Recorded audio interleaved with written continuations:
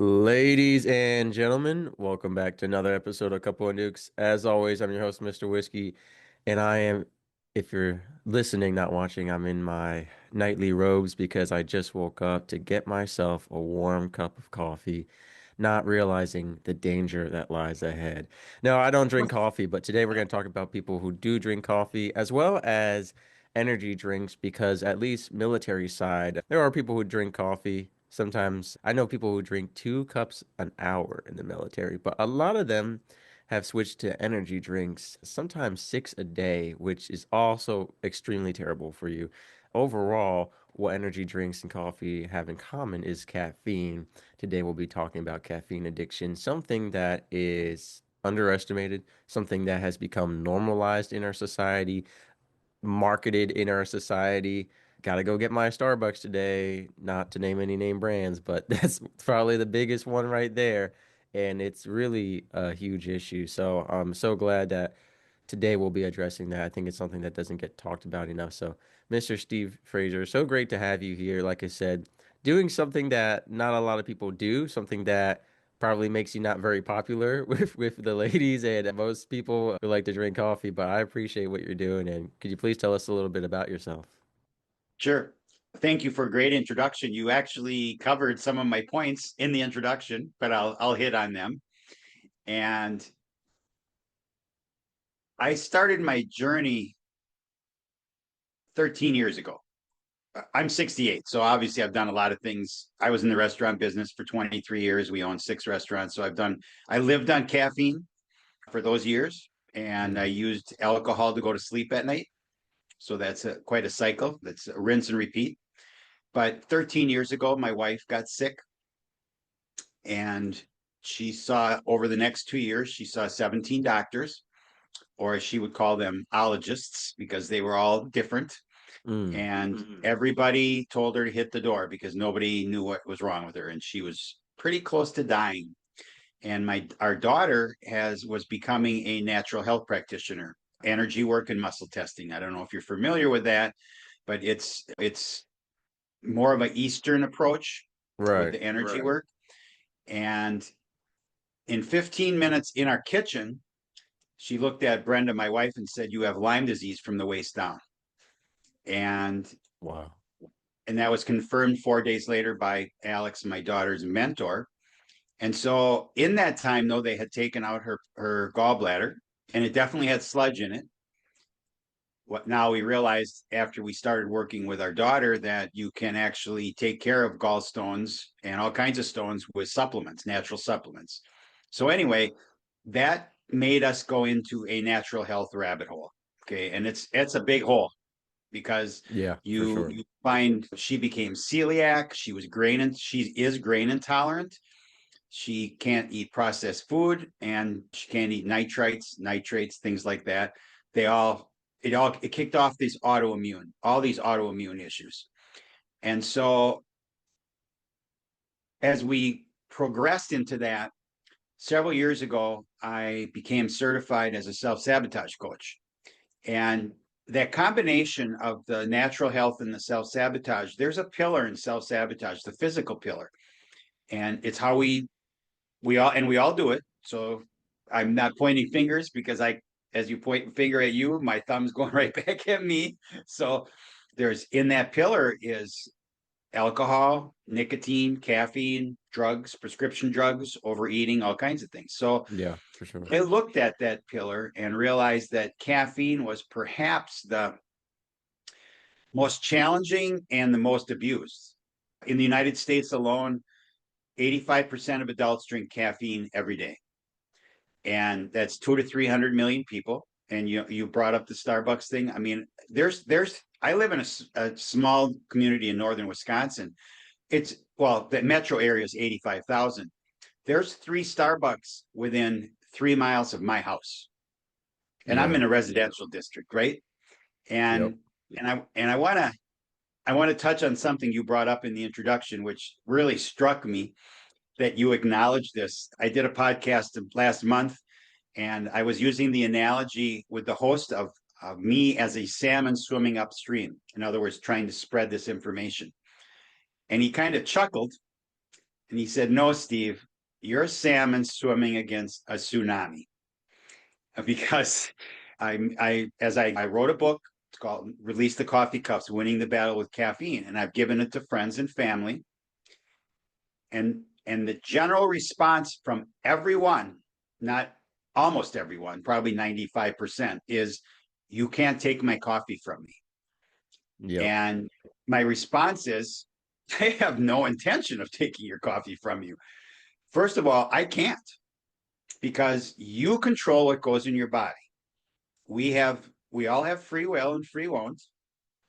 And my role by doing what I'm doing is to provide information and then let you decide, because perhaps you know someone that's being affected by caffeine and they don't know it, because these are very well hidden secrets. Okay, because nobody acknowledges this.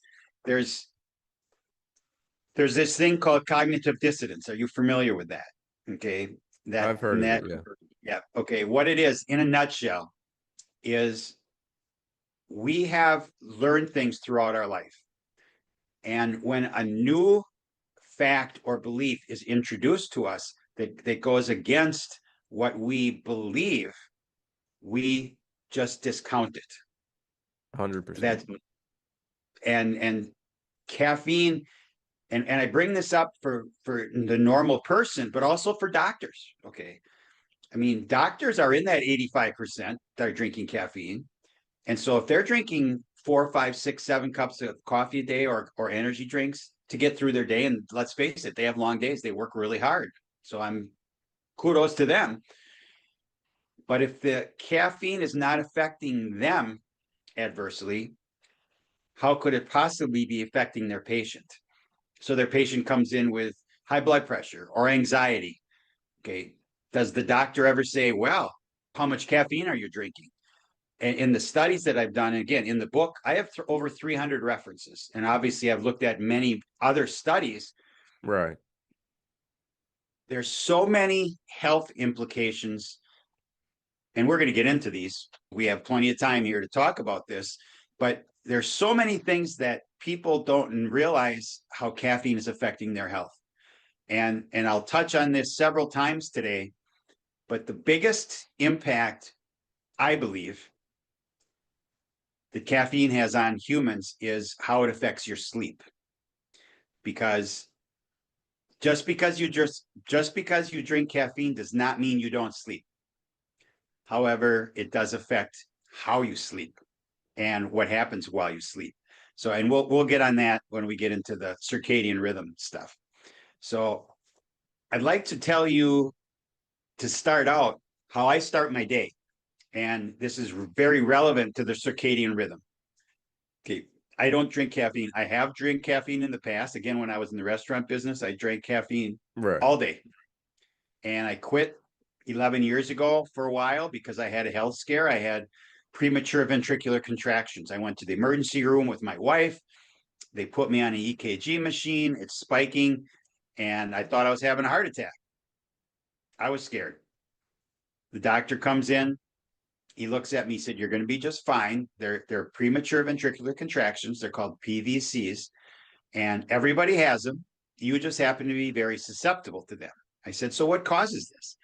He said, "Well, stress can really lead to this." Yeah. And then he paused and he said, "And caffeine."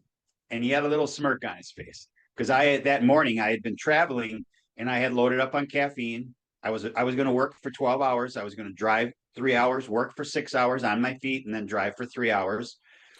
So I'm drinking coffee all morning. I'm drinking energy drinks while I'm at my stores. I'm demoing pasta, and I quit.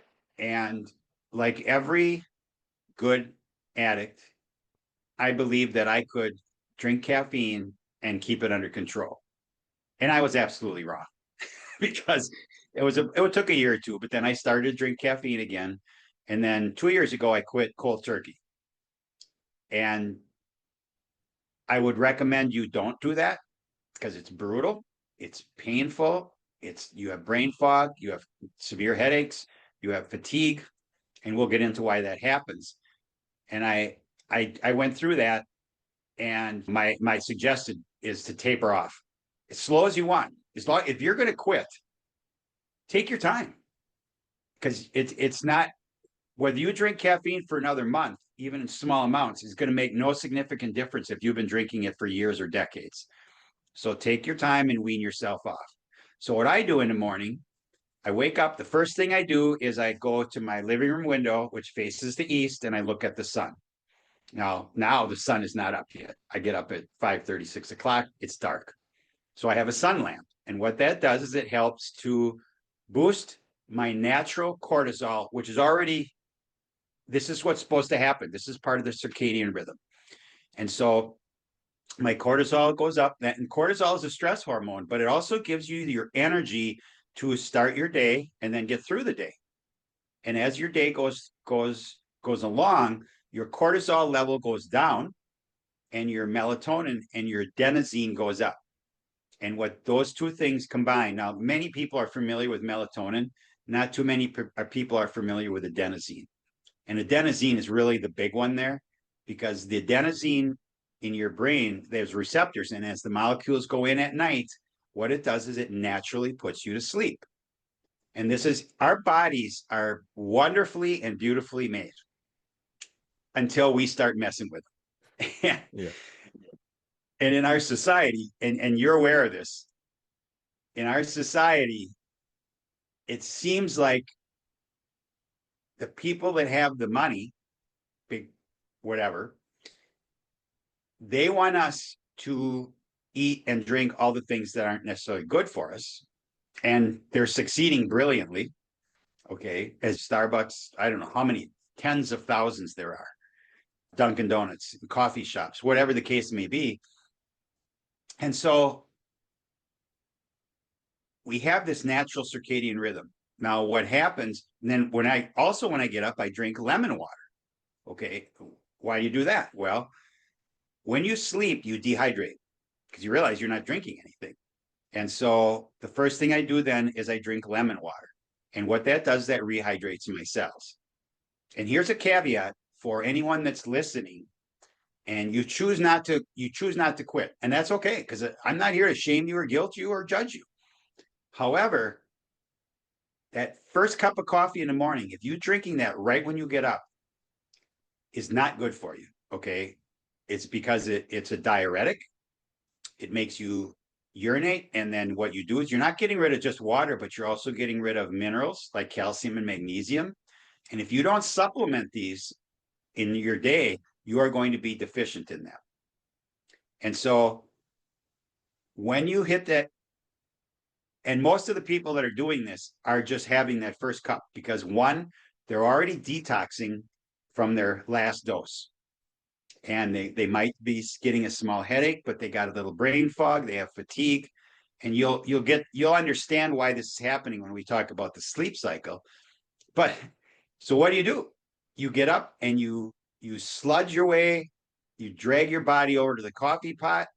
And when you see the coffee going through that coffee maker, you get a dopamine hit. And it's good. Okay. Dopamine is your natural high. And dopamine is a wonderful thing. Then when you drink it, you get a little more dopamine. And then it kicks in some things that can be useful short term. Long term, they're devastating. Okay. One of the things, again, the dopamine comes in. It also spikes your cortisol. Now realize what I just talked about. Naturally, your cortisol goes up in the morning. So you throw some caffeine in there, and it's now giving you more cortisol.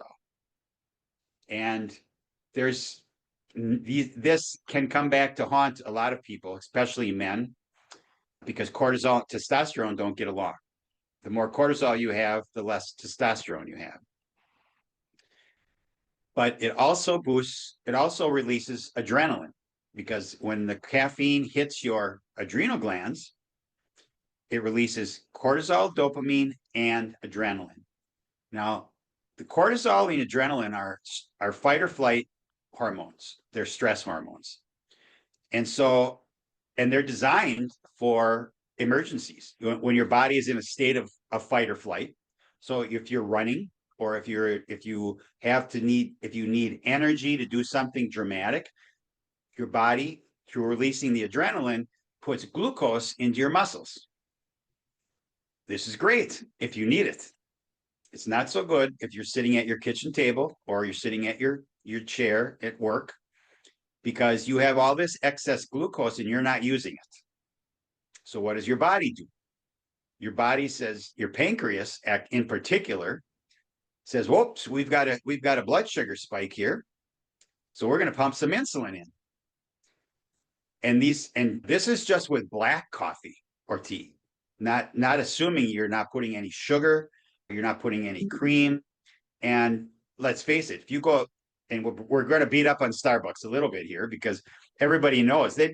I mean, you go into a Starbucks. I go in once in a while with my grandchildren. I might have a decaf coffee there or something. But you get a dopamine hit just looking at the pictures. And I mean, they're magnificent. 16 to 20 ounces of color, and they've got so much sugar in there. And so here we are, we have all this stuff going into our bodies and we're not using it, particularly the glucose. So at some point, your pancreas is going to become stressed out, and it's going to say, this guy's teasing me all the time. And I say that because it can be a guy or a girl. They're teasing me with fight or flight, but they're not really fight or flighting. And so they might release a little less adrenaline. They might release a little less insulin because their adrenals are overworked. Their pancreas is overworked. And I'm very familiar with pancreas because my youngest son is type 1 diabetic. He's 39. When he was 15, his pancreas died.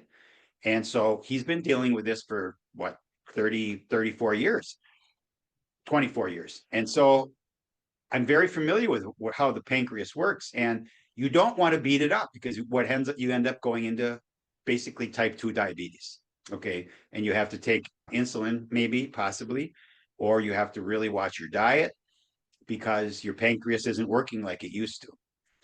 And so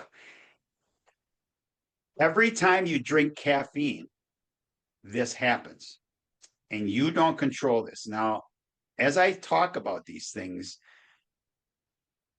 there are exceptions to everything that I say. And so as a listener of Saints as well, this doesn't affect me. I did a podcast last week and we were talking about sleep, which we're going to get to in a minute. But the gentleman said, well, I drink a Diet Coke at 11 o'clock at night and I sleep great.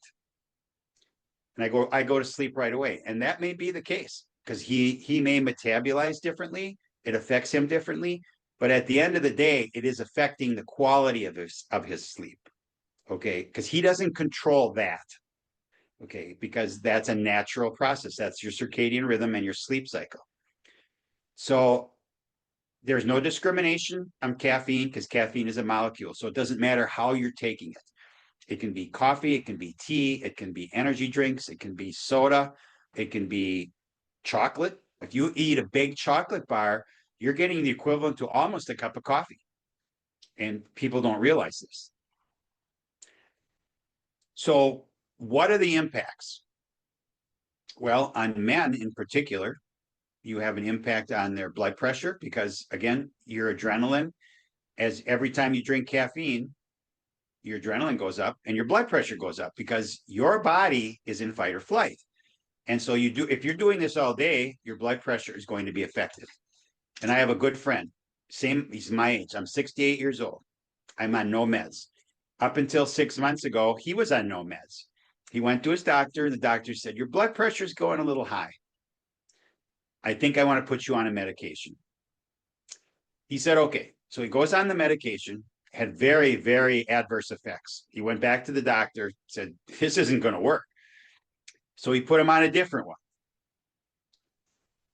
Still adverse effects, not quite as high. And his blood pressure came down, not to where mine is, but that's beside the point. So we're talking about this. And I said, you realize that if we look at what you're doing in your life, we may be able to lower your blood pressure naturally. Because He smokes, he drinks, and he drinks a ton of caffeine. He drinks coffee, he drinks Diet Cokes, and he That'll drinks do it. energy. He'll have a casual Red Bull in the middle of the afternoon. And I said, so what do you think? And he looked at me, and just so you know, we're still friends, okay, because we can have this conversation without him being too defensive.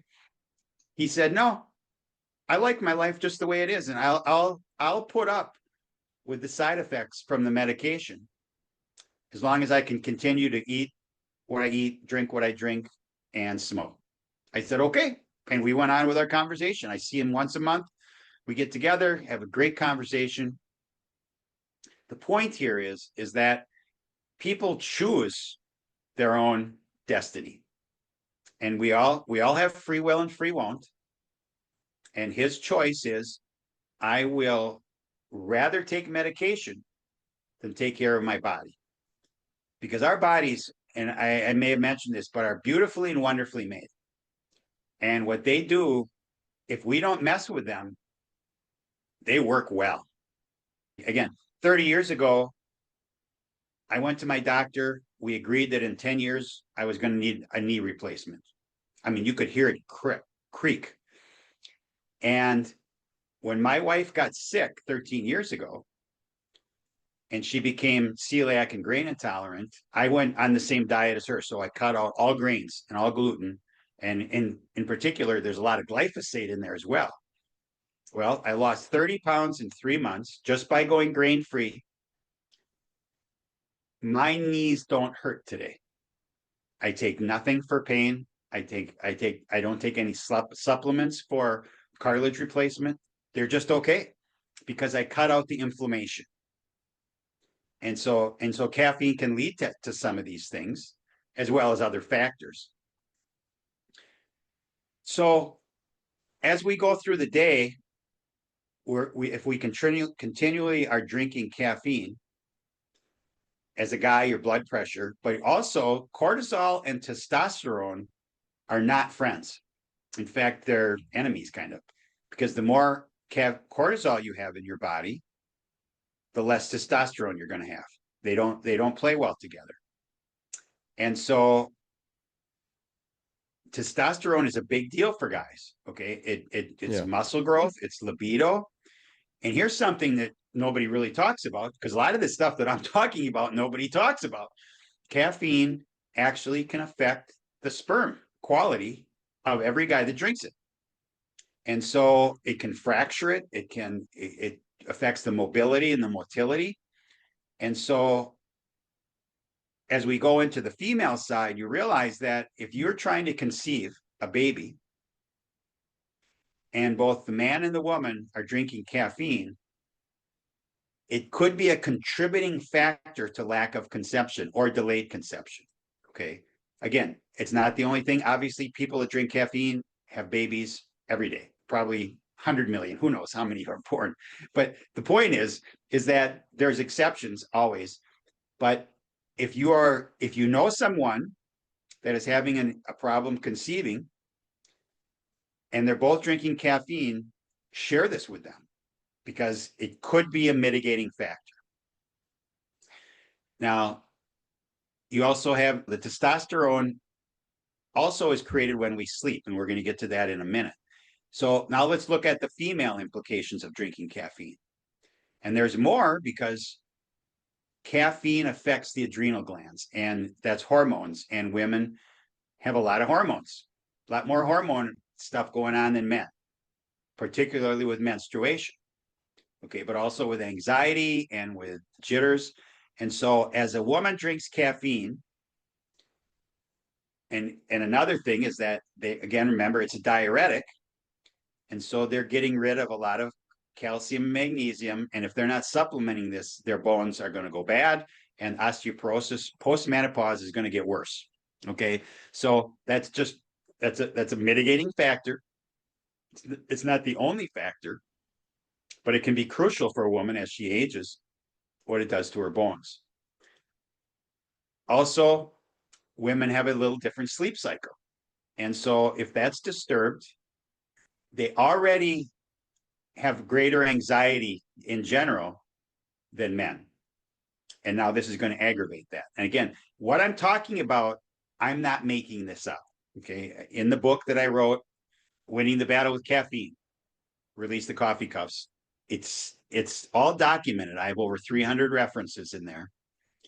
And ultimately, almost everything that I say to you is objective fact. Okay. So I'm not making it up.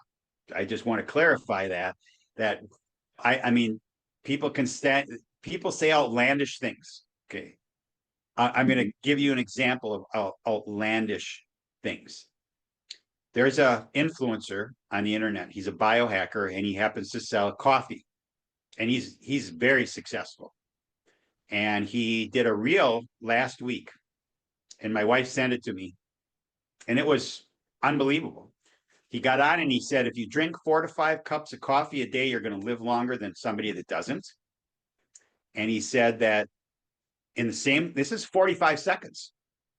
And then he said adult Americans get 67% of their antioxidants from coffee. So I didn't really think of much of this. So I thought, I'm going to do a deep dive on this. So first of all, the claim that people that drink 4 to 5 cups of coffee live longer is just not founded. There's no evidence for this. He just said, because you realize you can say anything you want on the internet, all right? And he's making millions of 100%. dollars selling coffee, right? So let's face it, it's in his best interest to get people to drink coffee. Now, when I researched this, I found several huge studies. We're talking 500,000 to 1,000,000 people. And they found several correlations between longer life and coffee. Now, they were causal. There was no random control trials. Okay, that's a real scientific study. And it doesn't say who they talked to, whether the people were healthy or not healthy. However, the caveat here, the kicker, was in these studies that said that people live longer because they drink coffee. They did caffeine and decaf, and there was no difference. Now, this is an alarm bell, because if the same health benefits are happening with caffeinated coffee and decaffeinated coffee, the caffeine is not the mitigating factor. It's the polyphenols and the other things that are in the coffee. Now, as you listen to this and you're going to continue to drink coffee, here's my recommendation. Drink organic coffee, fair trade coffee. What it is, it doesn't have a lot of pesticides or herbicides in it, and it generally is transported better, so it has a less chance of toxins and mold. If you're going to drink decaf coffee right on the shelf has 10 to 15% caffeine in it yet. So if you're sensitive to caffeine, that decaf is still going to set you off. I drink organic decaf every morning. In fact, I'm drinking it right now. Well, am I a hypocrite? No, because the decaf that I'm drinking is Swiss water processed. And that means that they use water to take the caffeine out instead of chemicals.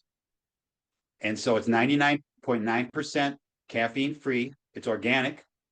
And I'm getting the polyphenols. I'm getting all the benefits. And I put a lot of other stuff in my coffee because, to be honest with you, I don't care for the taste of coffee. It's bitter. Caffeine is a pesticide in the coffee plant so that insects don't eat it, right? And so it doesn't necessarily taste good. And people that say, I love the taste of coffee, I personally believe, and this is an opinion, I personally believe that the dopamine is talking there, not their taste buds. Well, it's the same with Because, people who like spicy foods or spices. Those were also designed to protect plants, and then people put them on their food. They're like, "Oh, jalapenos are so delicious." It's like, no, they are like scientifically designed not to be. right, exactly. So as we look at regular coffee decaf, we look at this gentleman. Then we go into the antioxidants, and that statement that he made was partially true. And the reason is that people in the United States get so little antioxidants from regular food good food, healthy food, that they are getting 2/3 of their antioxidants from coffee because they drink so much coffee, and there are antioxidants in coffee. But they're not eating blueberries. They're not eating kale. They're not eating antioxidant rich foods. So yes, it's the truth. He's just not telling you the whole story. So Right.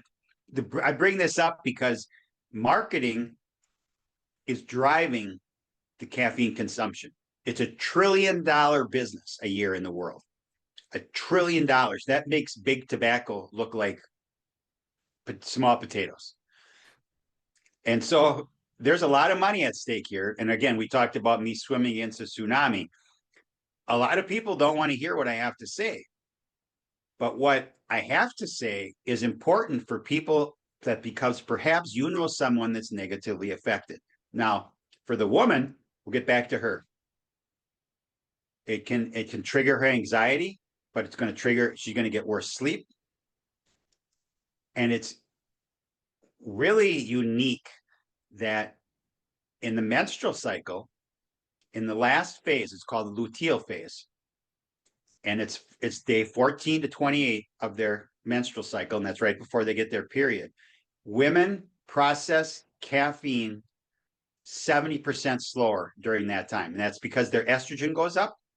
Now, this is if you take birth control pills, your estrogen goes up all the time. And so you're processing caffeine 60 to 70% slower. So the woman in that phase of her cycle, if she drinks 150 milligram cup of coffee at noon and doesn't drink any coffee after that, the natural half-life of caffeine is 5 to 8 hours. Now, with the 70% less of processing, it is now 8 to 12 hours. So at 10 o'clock at night, she perhaps has still 75 milligrams of caffeine actively in her system. Now, she goes to Wow. sleep. But what happens? I'm going to get to the sleep cycle. I'll get to the sleep cycle right now because we're talking about that at 10 o'clock. So it's a given. People that drink caffeine go to sleep. I'm not discounting that.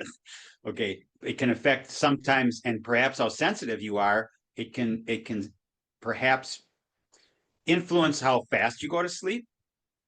I have the ability to go to sleep sometimes in 15 seconds. Usually it's a 1 to 3 minutes. My wife just irritates her. Okay. Because I just go to sleep. My circadian rhythm I'm in tune with it. I got up at 5 o'clock this morning. At 10 o'clock tonight, I'm going to be tired. And I close my eyes, and tomorrow morning I'm going to wake up naturally between 5 and 5:30. Now, that natural sleep cycle starts with there's four stages in your sleep cycle. The first stage is when you're just slowly fading into sleep. That's about 5%. The next is stage 2. And that's 40% of the cycle. And this is the natural proportion. And then what happens is in that cycle, you have a little bit of brain activity, but you're kind of just in and out. You may be a little subconscious sometimes, but it's leading up to stage 3. And stage 3 and stage 4 are the things that are dramatically affected by caffeine. Because stage 3 is where we heal. And so for men, it's when you produce testosterone, your body's naturally producing it. For women, it produces estrogen. It's repairing cells. It's repairing your muscles in this stage 3. And stage 4 is REM sleep. And that's where you get your heavy sleep. That's where you dream. Yeah. And your subconscious is repairing things in your mind. Now, what caffeine does to that sleep cycle is it shortens stage 3 and stage 4.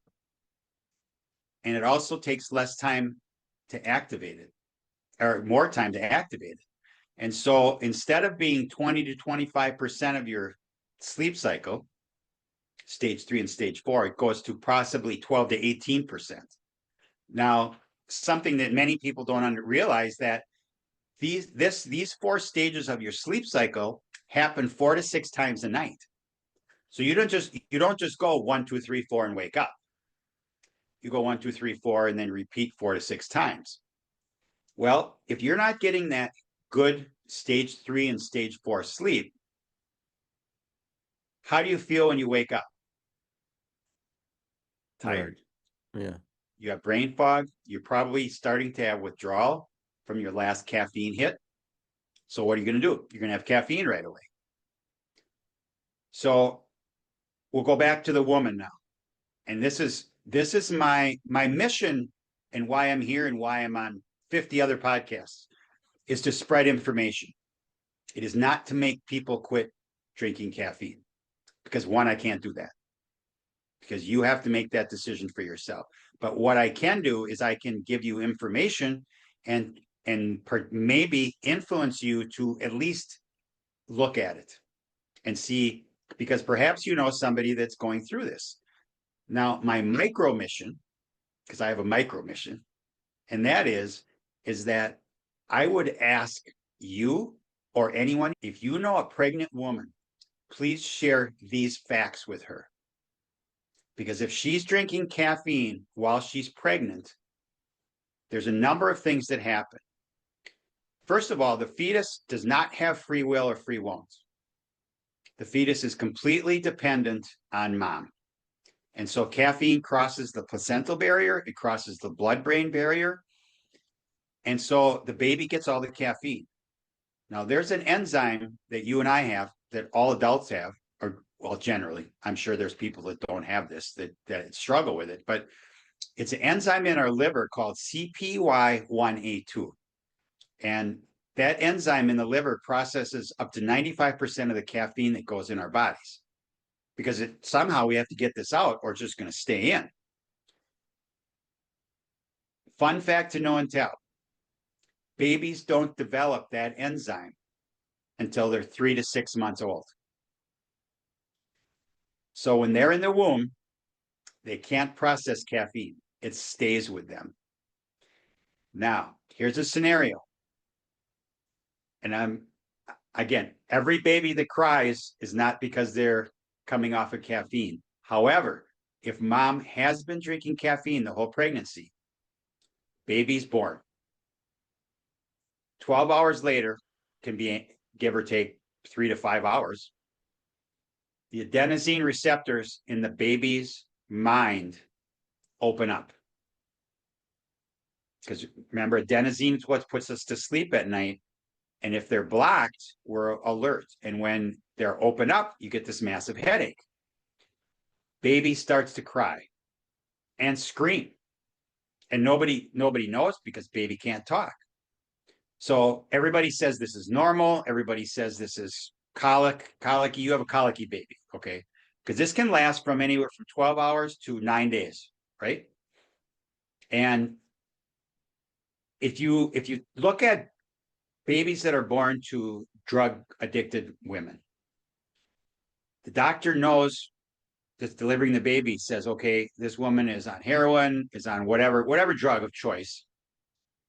What they do is they detox the baby because they know that the baby, because realistically, if they don't work with that baby can die from detox from a drug. Because if you just stop any drug, it's brutal. Right. So they deal with it.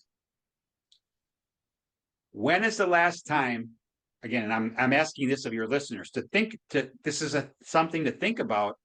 When is the last time did your doctor ever talk to the mom about how much caffeine she's drinking? When did your doctor ever ask you how much caffeine you drink when you go in for a checkup? Because we go back to that cognitive dissonance. Doctors have it because they drink caffeine.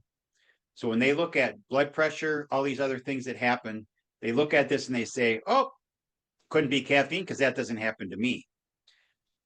Mm-hmm. So that's what happens to the fetus. Now, what happens to the fetus while it is in the body, in the womb? First of all, caffeine can lead to, and that's the key word. It's not the mitigating factor, but it can lead to low birth weight. It can lead to miscarriages. These are all documented studies, right? Okay, so I'm not making this up. It can lead to stillbirth. It can lead to the poor development of the baby after it's born. And it can have ADD, ADHD, a number of other neurological effects, but also physical development because the baby hasn't been developing in the womb because of the low birth weight, because of the caffeine. It's a cycle, right? So what happens, and I have two miscarriages and a stillbirth in my immediate family. I have two grandchildren that are not here because my daughter and my daughter-in-law had miscarriages. And I'm not telling you that caffeine was the mitigating factor. I have no idea because I'll never know. And when I talk about these things, I will never know. There's no delayed gratification. However, if you and I, by having this conversation, can influence one woman that's pregnant to stop drinking caffeine, perhaps she delivers a healthy baby because of that. And Amen. if that's the case, you and I are rock stars. Because how many times can you and I and anybody say that they're doing something that could save a life?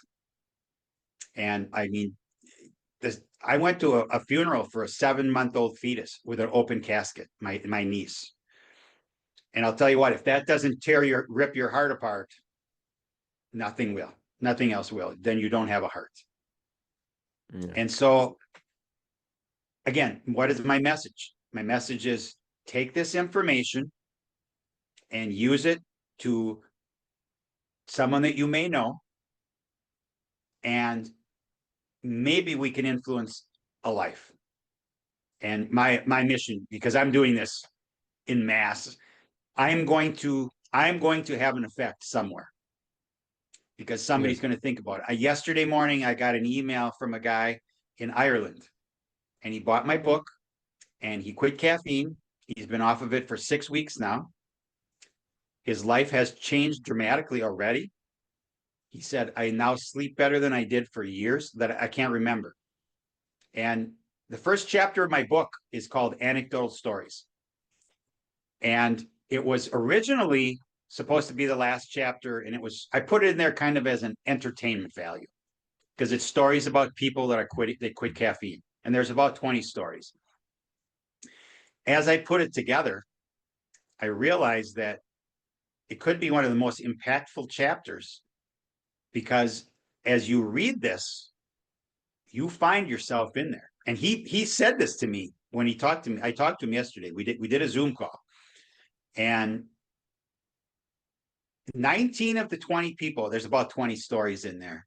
19 of the 20 people made a profound statement, is that they now sleep better than they can ever remember in their life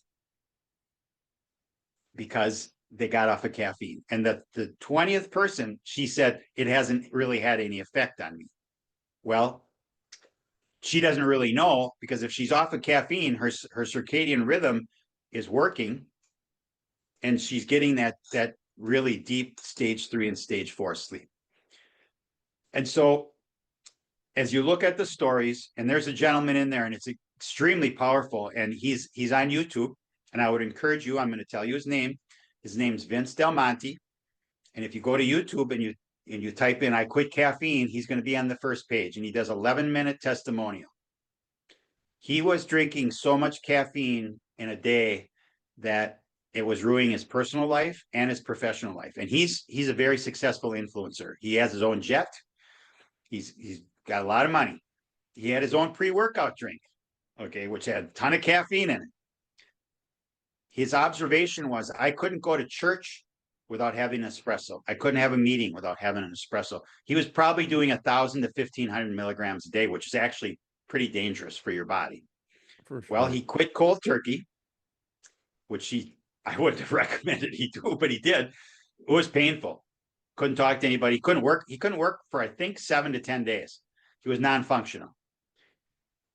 6 months later, he decided to do this testimonial on YouTube.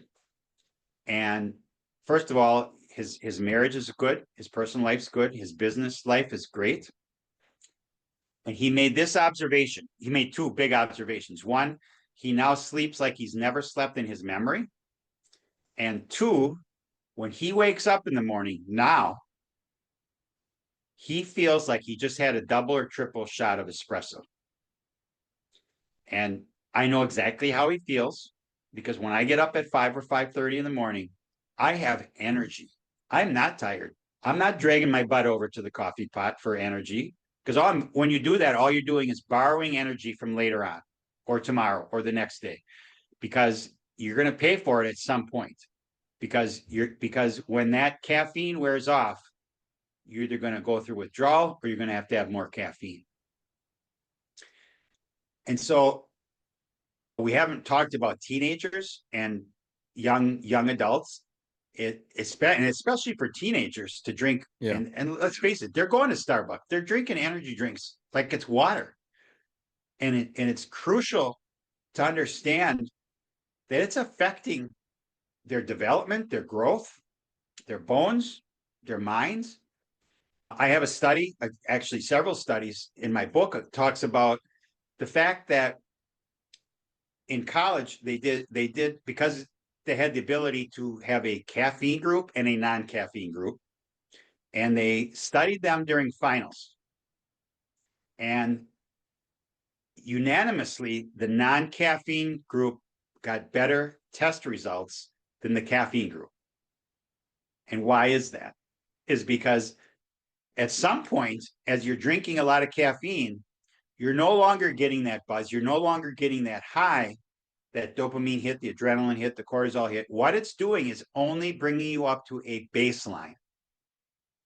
In other words, and here's a kind of philosophical question for you and all your listeners. Do you really know what it's like to be healthy? If you're drinking caffeine every day, you don't, because you're waking up in the morning and you need caffeine. That is not health. That's not true health. Okay.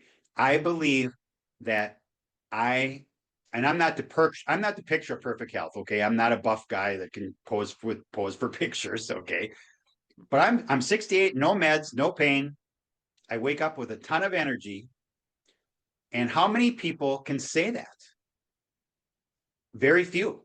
Okay. Because if you're eating processed food, if you're drinking caffeine, if you're drinking a lot of alcohol, if you're smoking cigarettes, whatever your vice, whatever your self-sabotage tool shed holds, it's holding you back from true health.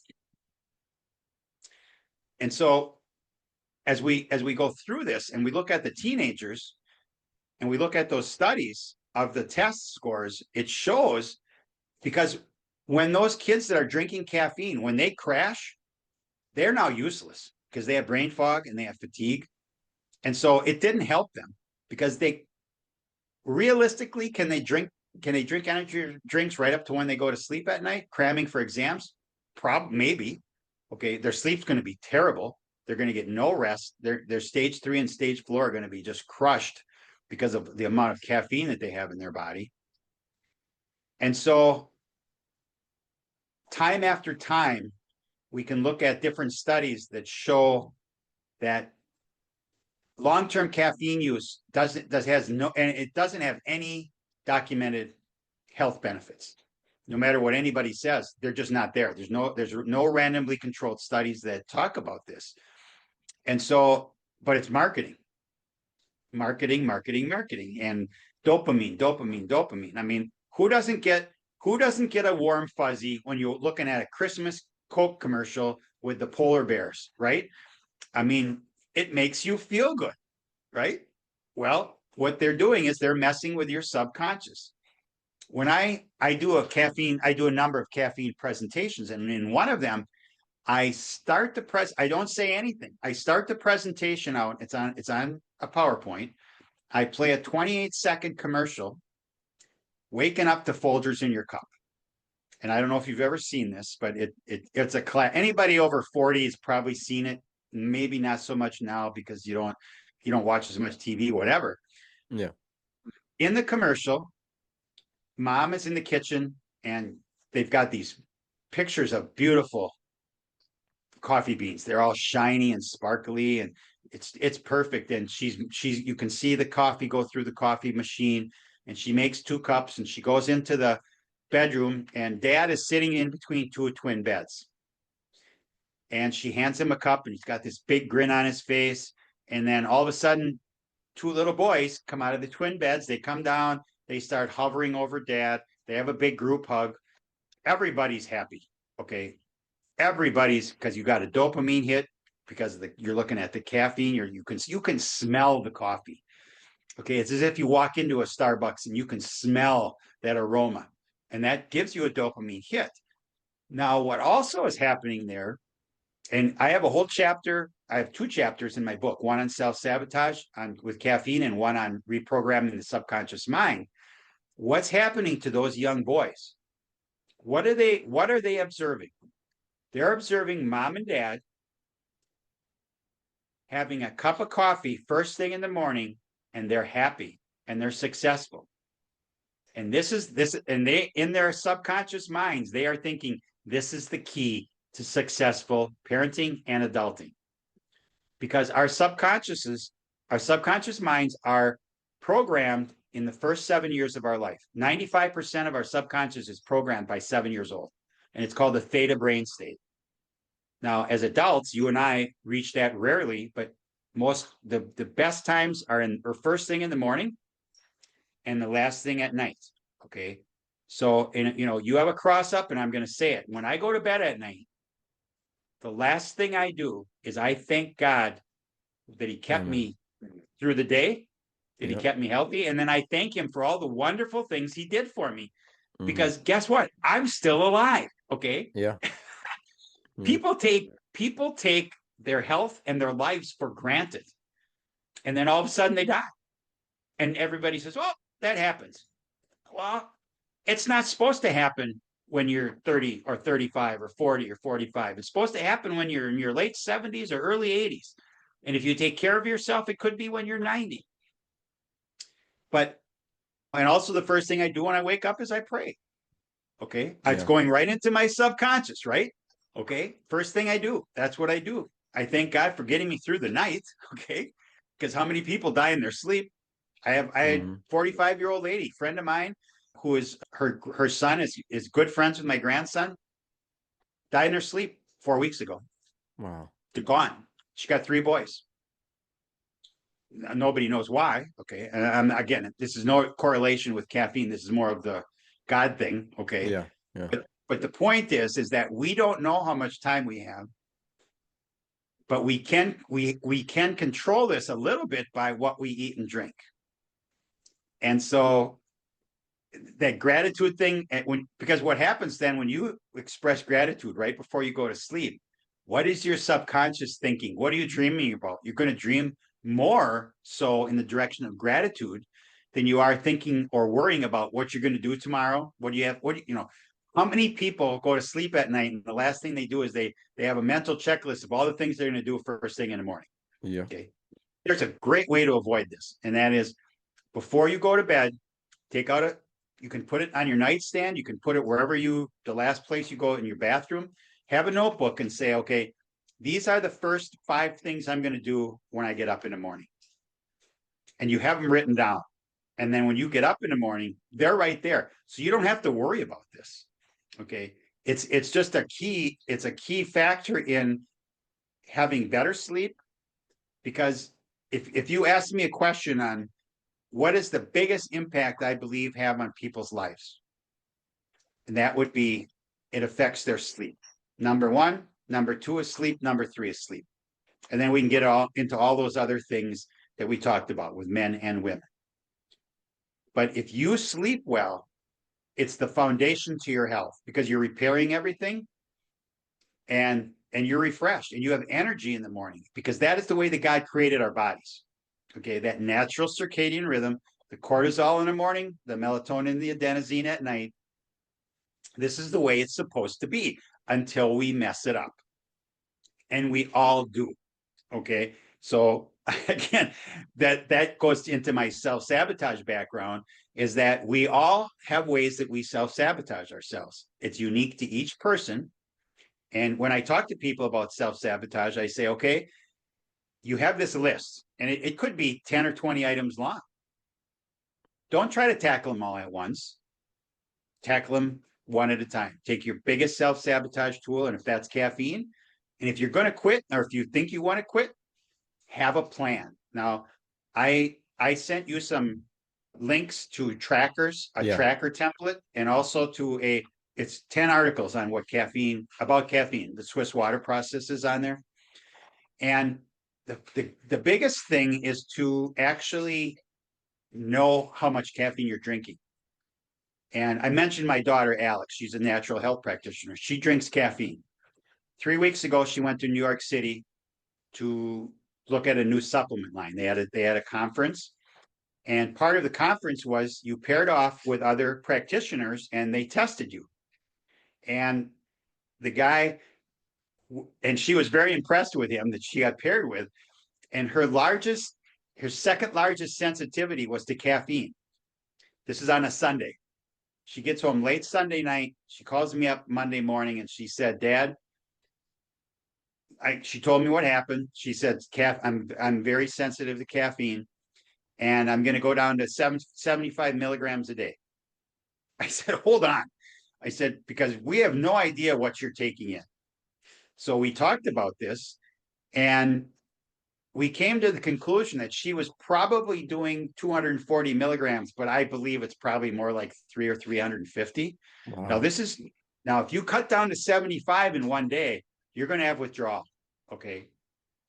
So we talked about it. We had a plan.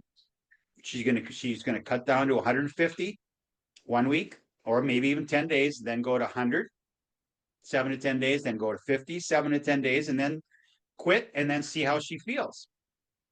Now, last week, realized she's weaning down.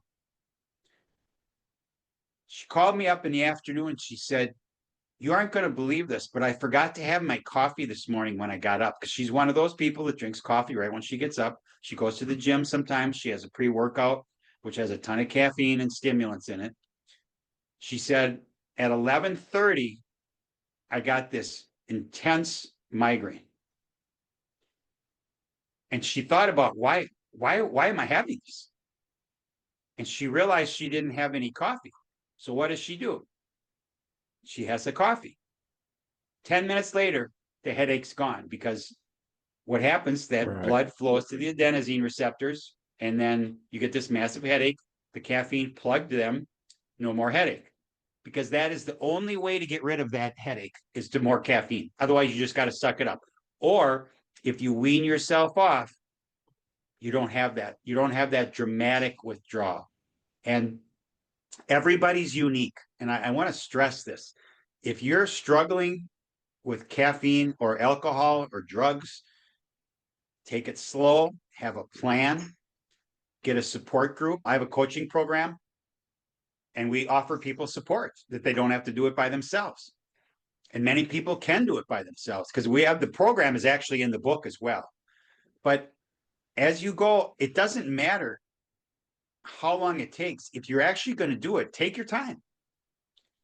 Because once you get off, your life is going to change, because this isn't just about physical freedom. It's also about mental freedom. It's about societal pressure freedom.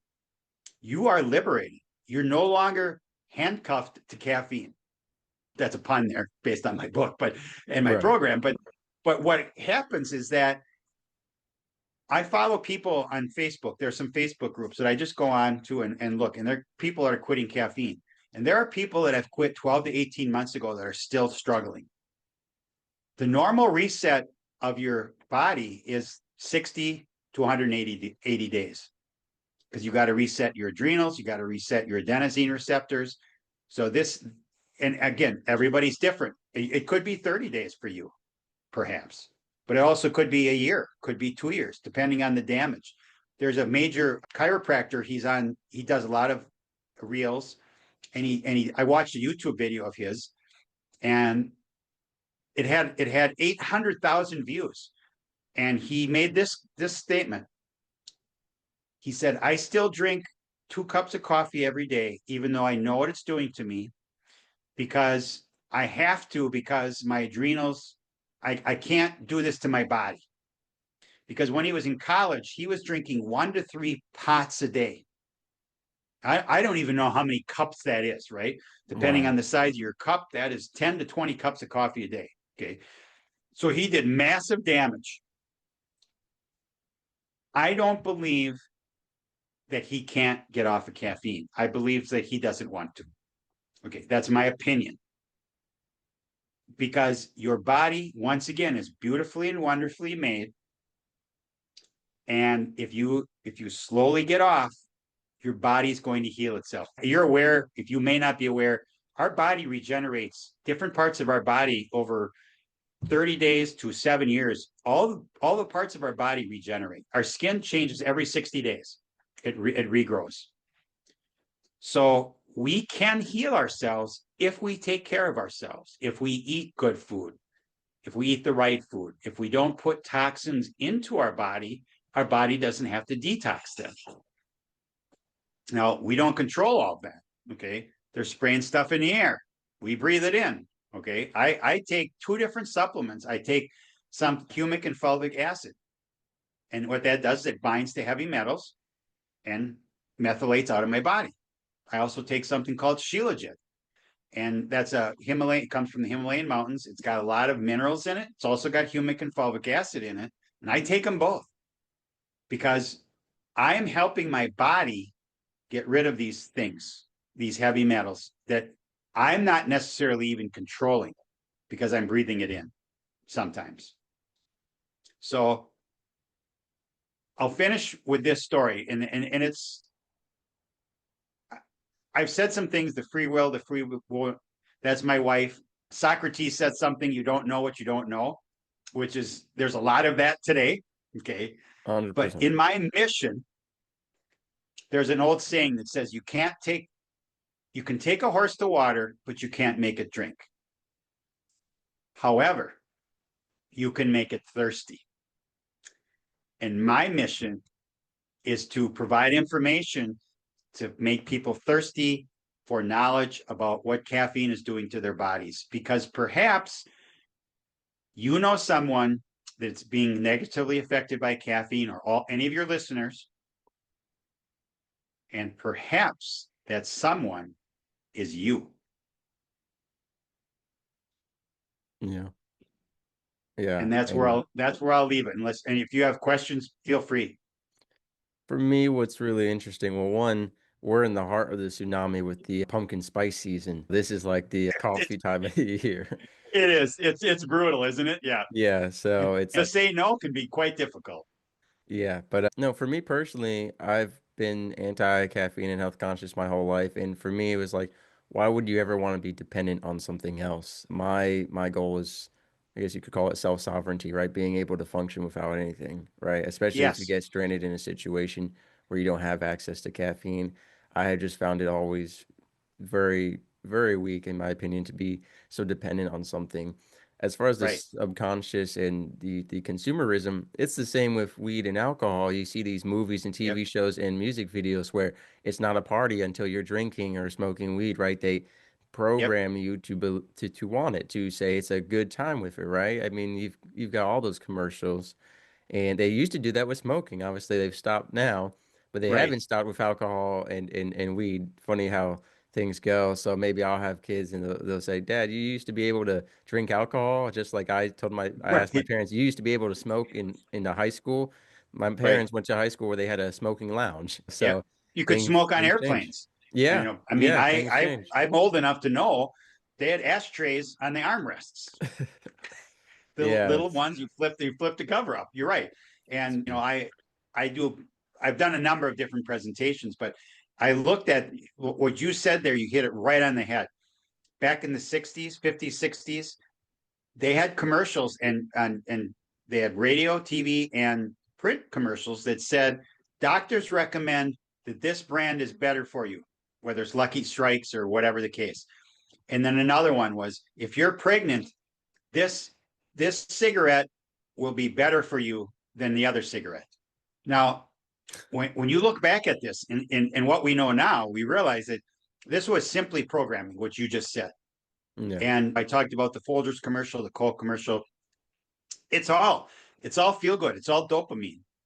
And they, unless you are aware of it, you can't fight it.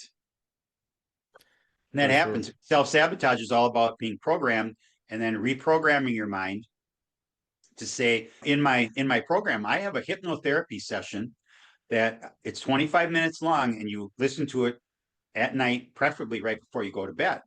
If you listen to that 30 days in a row, you have done a great job of reprogramming your subconscious mind to not drink caffeine because that's where it's coming from the programming through the many years and every day. Let's face it, there's pressure, society pressure to drink coffee. I had breakfast with a good friend of mine a couple months ago. We go up, the waitress walks up to our table and she said, "Can I get you guys a coffee to start?" And the guy I was with said, "Sure, I'll have a coffee." And I looked at her and I said, "I'll have a decaf." And he slammed his hands down on the table and he looked at me and he said, "Decaf?" And I said, "Yeah." I said, "Caffeine doesn't agree with me." And about 10 minutes later, and we're good enough friends that I was able to say this to him.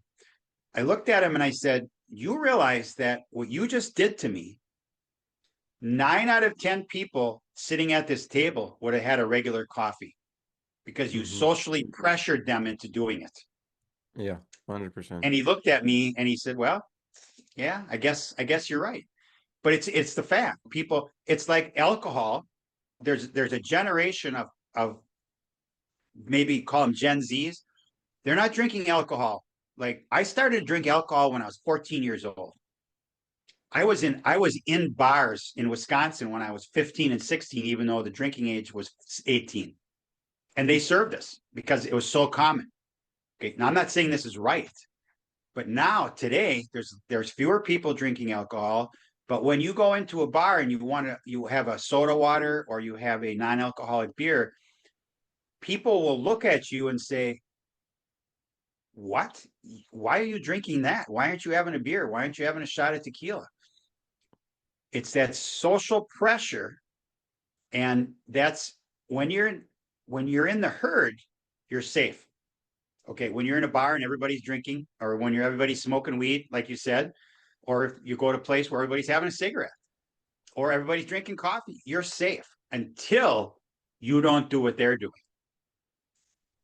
And then you're looked at as an outcast or a rebel. You're a rebel, I'm a rebel because of what we do for a number of things, okay? Our health, our Christianity, whatever the case may be. We're persecuted for our beliefs and how we eat and drink because we're not part of the herd. And that's a real thing. It's real life. And it's important that everybody understands that you don't have to do things because other people are doing them. You do what's right for you. Yeah, and I've talked before on shows about sleep specifically and caffeine and sleep about how there is this hustle culture mindset, especially I saw in the military. It was a competition of who could function with less sleep or who could have more energy drinks. And There you I've seen go. it even with, it was really sad when I was a manager at a business. We had high schoolers employed there and they were talking about, like one of them said, "Oh, I had 3 energy drinks last night." To hear that the children are Wow. doing that, it's a shame, Yes. but it's put Yep. forward. I have a poster in my house from old advertisement, and it's like Betty Garrett loves the man who smokes a cigarillo. But I think it's like a clear example of that kind of Yep. stuff. And so Right. it's interesting to see where we will be. Everything in this episode for me was very parallel to previous episodes on Mike Collins, the sugar-free man. He's one of Okay. those salmon, if you want to call him that, swimming against a tsunami, trying to get Yes. people to be sugar-free. Specifically, he went over how sugar affects pregnancy, how it affects our children and their scores and intellectual abilities about health and healing, and the alcohol and the way alcohol affects sleep, similar to the caffeine. You can sleep when you have alcohol in your system, but it affects the quality of your sleep and how you get it. And so Right. it's interesting how many parallels there are between sugar, caffeine, and alcohol, all addictive substances. Yes. Sugar being more in like caffeine in the sense that it's underestimated. Everyone knows alcohol, right? Everyone knows, okay, yeah, that's not so good for you. But sugar is another one of those hidden things, also drastically marketed in our economy and society. We've talked about all the just going down a cereal aisle in a store in America. Oh, It's brutal. ridiculous. Yes. Yep. And same with the commercials and stuff. I mean, yeah, there's not a lot of kids ads for vegetables, for broccoli and stuff, right? It's mostly for You'll find Or more cookie blueberries or ads and stuff. kale, all those Yeah. antioxidant things. Yes, I agree. Yeah, for sure. So it's been a very it's just so sad, and people, like you said, that cognitive dissonance is such a real thing. I think there are movements trying to be made to get healthier food, and there's always resistance to it. Not just RFK, but even when Michelle Obama was trying to change, like it seems like we're Yep. always against whoever is trying to make us healthier, whether liberal, Republican, or Democrat, white, black, Yep. whatever it is. We Right. just want to keep it. And the sugar-free man, Mike Collins, on my show, he said he would be shocked if my generation's kids or grandkids have vending machines he said that they're going to say, Dad, you went to school and there was Pop Tarts in the vending machines, for an example. Right. And so I'm very Yeah. curious how this is all going to go. There's a lot of people that are health conscious, and we're seeing a revitalization of that. But like you said, it's against such a tsunami of years and years and years of habit of what we like, of what we crave, and it's just ridiculous. And in a episode on pornographic addiction, actually, Logan Hufford made the analogy, which I think applies very well to life. He used it to talk about pornographic content versus your actual partner. He Yep. said, God made sweet stuff, strawberries, watermelon, fruit, whatever fruit you want to pick, that's your fruit of choice. But it could never compete with candies that are artificially inflated and full of sugar. He said pornography are those candy bars, and your spouse and real women and men are those fruits. God Yep. made naturally beautiful, healthy sugars, but you're going to become addicted to this stuff that is artificial. Like it just can't compete Right. because it's full of that Yep. artificial. And he made that analogy for pornographic content, but it works in just real life too. If you Yes. get your kids, like kids naturally will eat fruits and vegetables, but when you inundate them with these candy bars and these muffins and donuts and all this stuff from the stores, they're gonna lean toward that direction. It's not that Yes. your kids don't like vegetables and fruits. It's that you show them something quote better taste bud wise. And so I Yes. think it's important for everyone to be conscious of that. So like you said, we're gonna have some links in the description below for your book, for these tracker programs. So ladies and gentlemen, as Mr. Fraser said, I think you should take a look at it. I think if anything from this episode, it's a call to take a step back and look at your relationship with caffeine. How much is it controlling you? We think we're in control of it, right? But Yeah. every, And we're you know not. how many addicts I've worked with who said, "Oh, if I can quit whenever I want," right? That's the famous last words, right? Famous Same with last words. caffeine. Absolutely. Yeah. I've said them. I've said them. Yeah. So, Mr. Fraser, thank you so much for your time today, and I just pray you well in your journey upstream. Thank you. I appreciate it. It has been a pleasure. And God bless you on your journey. You're doing great work. Thank you. Thank you.